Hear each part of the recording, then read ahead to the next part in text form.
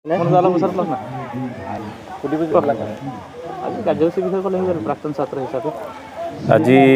যেহেতু ত্ৰিবেণী প্ৰাথমিক বিদ্যালয় এই বিদ্যালয়ৰ আজি আমাৰ যেটো শিক্ষাগুৰু সূৰ্য কুমাৰ স্বৰ্গীয়াৰী আৰু তেখেতৰ সহধৰ্মিনী স্নেহী লালুং স্বৰ্গীয়াৰী দুইজন শিক্ষাগুৰু আমাৰ শিক্ষাগুৰুৰে বিদায় সভা এই বিদায় সভাত মই প্ৰাক্তন ছাত্ৰ হিচাপে ইয়াত উপস্থিত থাকি পেলাই আনন্দিত লাভ কৰিছোঁ লগতে দুখো লাগিছে আজিৰ তাৰিখত কাৰণ শিক্ষক হ'ল ৰাষ্ট্ৰৰ মান আৰু লগতে মানৱ সম্পদ গঢ়াৰ খনিকৰ কিন্তু এই খনিকৰ শিক্ষকসকলক মমবাতিৰ লগত তুলনা কৰা হয় কাৰণ মমবাতিটো নিজে জ্বলি যেনেকৈ পোহৰ বিলাই ঠিক তেনেদৰেই এই ত্ৰিবেণী প্ৰাথমিক বিদ্যালয়ত সুদীৰ্ঘ ৪৫ বছৰ মাননীয় আমাৰ শিক্ষাগুৰু পৰম শ্ৰদ্ধাৰ শ্ৰীযুত সূৰ্য কুমাৰ স্বৰ্গীয়াৰী ডাঙৰীয়া আৰু তেখেতৰ সহধৰ্মিনী স্নেহী লালুং বাইদেৱে দুয়োগৰাকী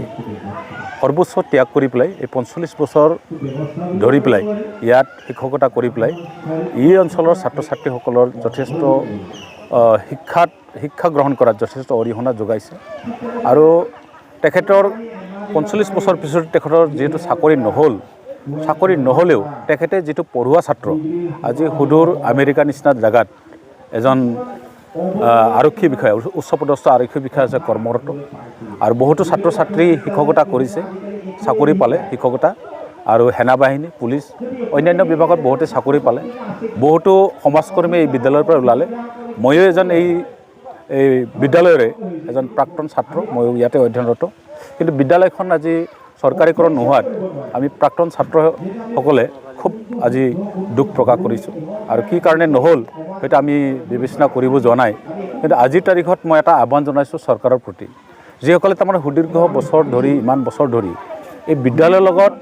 মানৱ সম্পদ গঢ়াত যিটো সহযোগ দি আছে তেওঁলোকৰ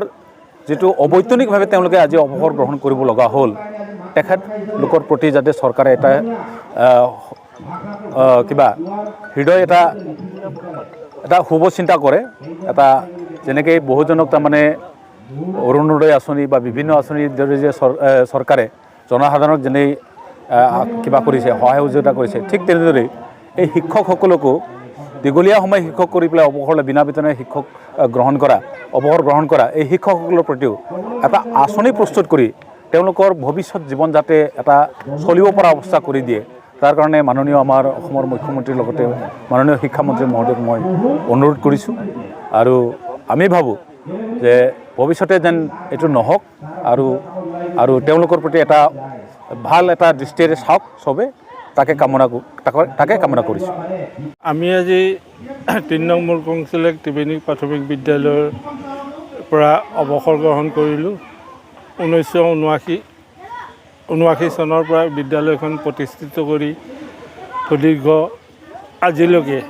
ছাত্ৰ ছাত্ৰীক পাঠদান বিনা পৰিশ্ৰমে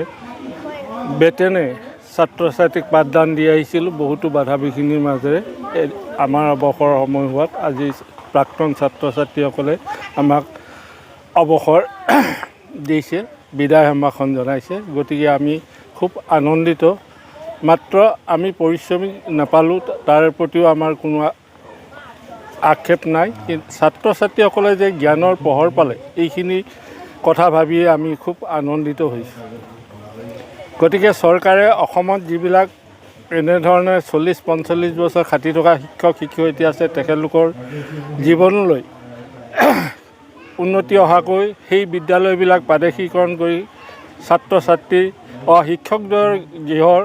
ছাত্ৰ ছাত্ৰীসকলক সকাহ দিবৰ বাবে মই অসম চৰকাৰৰ